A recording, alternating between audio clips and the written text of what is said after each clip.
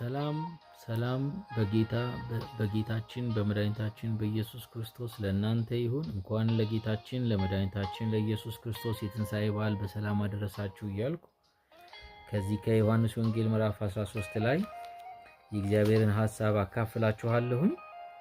በጌታ በኢየሱስ ስም አነበዋለሁ። ኢየሱስ ከፋሲካ በዓል በፊት ከዚህ ዓለም ወደ አብ የሚሄድበት ሰዓት እንደደረሰ አውቆ በዚህ ዓለም ያሉትን ወገኖቹን የወደዳቸውን እስከ መጨረሻው ወደዳቸው ይላል። አሜን። እንዴት ነው የወደደን? የሚደንቅ። ከዛ በኋላ እግራቸውን አጠበ። ምን ያህል ለነሱ ያለውን ፍቅር ለመግለጥ ማለት ነው። ክብር ለእግዚአብሔር ይሁን። ይሄ የፋሲካ በዓል ታዲያ ምንድን ነው? ይሄ የፋሲካ በዓል የጀመረው በብሉይ ኪዳን ነው። ከእስራኤላውያን ከግብፅ ከ400 ዓመት በላይ በባርነት ከተገዙበት ምድር በጸናች ክንዱ ካወጣቸው በኋላ በተለይ ወደ 10 የሚሆኑ ታምራት አድርጎ 10ኛው ታምር የተደረገው ፋሲካ በሚባለው በዓል። ስለዚህ በዛ አማካኝነት ምን አደረጋቸው? ከግብፅ አወጣቸው። ማለፍ ማለት ነው። ደሙን አይቼ አልፋለሁ። ከሰው እስከ እንስሳ ድረስ ከንጉሱ ከፈርዖን ጀምሮ እስከ ታች እስከ ተራው ሰው ድረስ በኩሩን ሁሉ ገላል። የሞት መልአክ ይሄዳል ይገላል። እናንተ ቤት ግን አይገባም። በምን? በደሙ ምክንያት።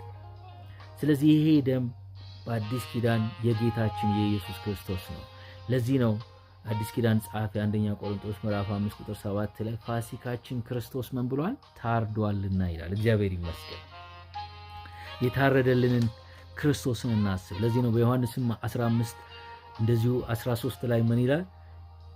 ነፍሱን ለወዳጆቹ ከመስጠት የሚበልጥ ፍቅር ለማንም የለኝም ይላል። ስለዚህ ይህን ፍቅር እናስብ ወገኖች።